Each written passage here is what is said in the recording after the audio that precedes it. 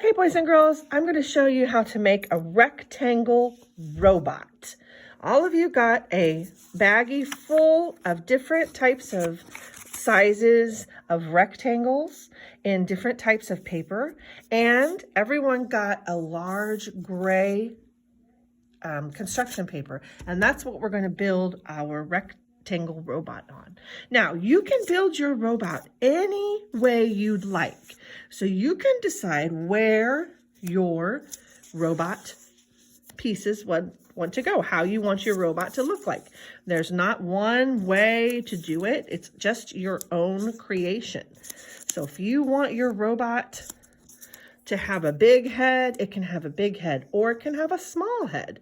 What I think would be helpful is if you laid out your robot how you want it to look before you glued all the paper down. That way, if you want to make changes, you can make changes before it's stuck to the paper. So this is how I'm doing it. I'm laying all this down to see how I like it. Do I want it to look like that? Do I want my robot to be, maybe, yeah, I think I want it to look like that. And then I think I want to have two things coming out of the top.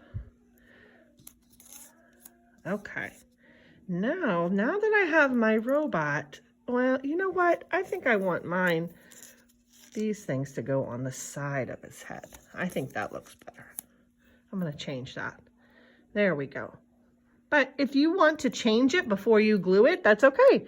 And everybody's robot will be unique. And I can't wait to see what you built, what robot you constructed with all your shapes. And boys and girls, if you want to use some of the other construction paper that you have that we used for the rainbows, because you probably have a lot of that left, if you would like to cut some different shapes and use it in your robot, you can do that.